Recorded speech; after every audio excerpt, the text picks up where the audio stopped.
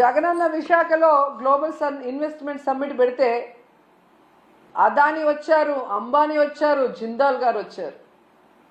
అది జగనన్న క్రెడిబిలిటీ, ఆయన సుపరిపాలన, ఆయన పారదర్శకమైన పరిపాలన, ఆయన ఫ్రెండ్లీ నేచర్ పారిశ్రామికవేత్తలతో, అలాగే ఈజ్ ఆఫ్ డూయింగ్తో ఏ విధంగా పారిశ్రామికవేత్తలకి అందుబాటులోకి అన్ని తీసుకొచ్చారో అందుకే వాళ్ళందరూ రావటం జరిగింది. కానీ మీరు మీ హయాంలో ఒక్కరంటే ఒక్కరు రావటానికి భయపడుతున్నారు అంటే దానికి కారణం మీ అరాచక రెడ్ బుక్ పాలన కాదా అని నేను అడుగుతున్నాను. ఈరోజు ఇన్ని మాట్లాడి వెళ్ళిన మీకు ఉత్త చేతులతో తిరిగి రావడానికి సిగ్గు లేదా అని అడుగుతున్నాను. ఏ మొహం పెట్టుకొని ప్రజలకు ఏం చెప్పాలనుకుంటున్నారు? మీకేం కొత్త కాదులేండి. పక్క రాష్ట్రాల వాళ్ళు పెట్టుబడులతో వస్తే మీరు కట్టుకథలతో వస్తారు. ఎవరి మీద తోసేద్దామా, ఏం చెప్పి తప్పించుకుందామా అన్న కార్యక్రమం మీకు తెలిసినంత బాగా ఎవరికి తెలియదు. దీనికోసం కాదు మీకు ఓట్లేసింది, మీకు అధికారం ఇచ్చింది, మీకు పదవులు ఇచ్చింది. ఇప్పటికైనా ఈ రెడ్ బుక్ అరాచక పాలనని మానేసి ప్రజలకి మీరు ఏదైతే ప్రామిస్ చేశారో ఆ ప్రామిస్ని ఫుల్ఫిల్ చేస్తూ ఈ రాష్ట్ర పరువుని కాపాడమని చంద్రబాబు నాయుడుకి, లోకేష్కి, పవన్ కళ్యాణ్కి తెలియజేసుకుంటున్నాం. ఎందుకంటే పవన్ కళ్యాణ్ గారు ఏదో మత్తులో మాయలో ఉన్నారు, చంద్రబాబు నాయుడు మత్తు మాయలో. కనీసం దావోస్కి మిమ్మల్ని తీసుకెళ్ళలేదు అంటే మీరు వెళ్తే పెట్టుబడులు రావని మిమ్మల్ని తీసుకెళ్లేదా పవన్ కళ్యాణ్ గారు? లేదా గతంలో మీరు ఒక ఇంటర్వ్యూలో దావోస్కి వెళ్ళటం వేస్ట్, దానివల్ల రూపాయి ఉపయోగం లేదని మీరు ఇచ్చిన ఇంటర్వ్యూ వల్ల తీసుకెళ్ళలేదా? లేదా పవన్ కళ్యాణ్ వస్తే లోకేష్కి ఇంపార్టెన్స్ తగ్గిపోతుందని తీసుకెళ్ళలేదా? ఇది మాకు చెప్పకపోయినా పర్లేదు, కనీసం పవన్ కళ్యాణ్కి జనసేన కూలీలకి చెప్పాల్సిన అవసరం ఉందని కూడా ఈ సందర్భంగా తెలియజేసుకుంటున్నా. ఎందుకంటే అంత పెద్ద వేదిక మీద లోకేష్ సీఎం అయితే బాగుంటుంది, డిప్యూటీ సీఎం అయితే బాగుంటుంది అని ఎలా భజన చేశారో, ఆ భజన చూసి పారిశ్రామికవేత్తలు ఎలా అవాక్కయ్యారో కూడా అందరూ గమనించారు. సో చంద్రబాబు నాయుడు గారు మీరు వచ్చి 7 నెలల కాలం అవుతుంది. ఈ రాష్ట్ర పరువు ప్రతిష్ట దిగజార్చే విధంగా మీరు పరిపాలిస్తున్న విషయాన్ని ఇప్పటికైనా గుర్తించండి.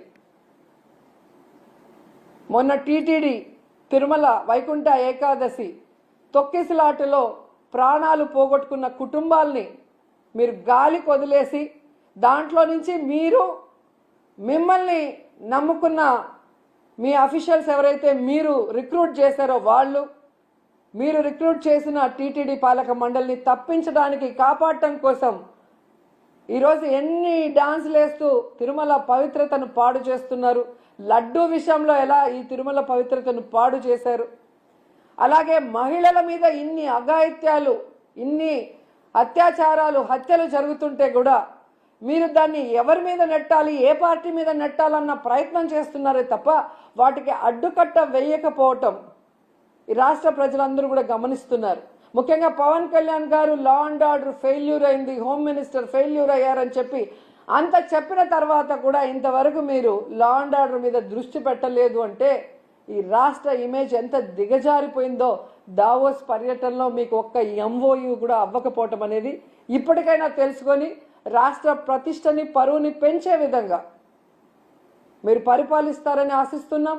అలాగే ఈ రాష్ట్రంలో తప్పుడు కేసులు, ఈ రాష్ట్రంలో మీకు నచ్చని వాళ్ళ మీద ఏదో రకంగా కక్ష సాధింపు చేయాలి అంటే అది కరెక్ట్ కాదు. ఎందుకంటే ఎప్పటికీ మీరు ఉండరు. రాబోయే కాలంలో జగన్మోహన్ రెడ్డి గారు ఖచ్చితంగా ముఖ్యమంత్రి అవుతారు. ఎందుకంటే ఇప్పటికే ప్రజలు మీకు ఓటేసిన దానివల్ల వేసిన వాళ్ళు బాధపడుతున్నారు.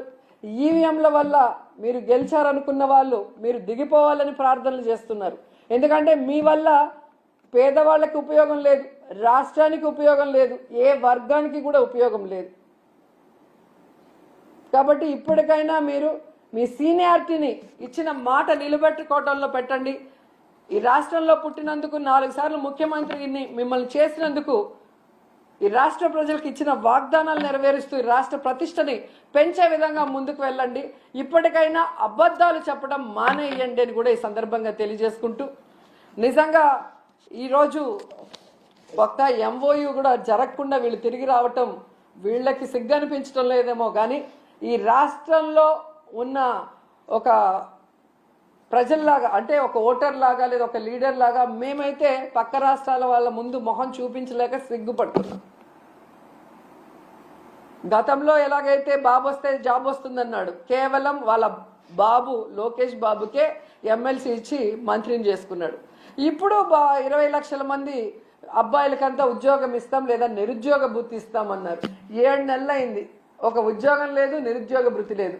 మళ్ళీ వాళ్ళ కొడుకు లోకేష్ బాబుకు మాత్రమే మంత్రిగా ఉద్యోగం ఇచ్చారు. సో ఈ రాష్ట్ర ప్రజలు బాగా గమనించండి.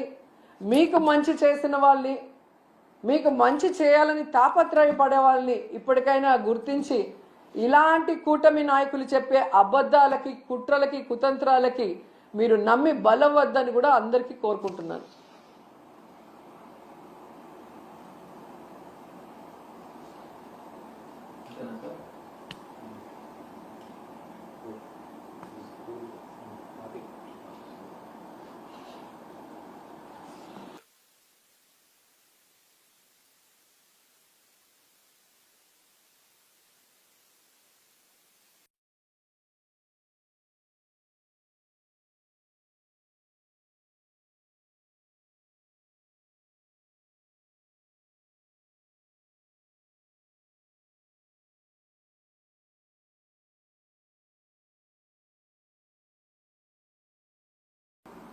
ఏరోప్లేన్ అలాగే పోర్ట్స్ ఇవన్నీ కూడా, అంటే ట్రాన్స్పోర్ట్ ఇది కరెక్ట్గా ఉంటేనే అక్కడ పెట్టడానికి అవకాశం ఉంటుంది.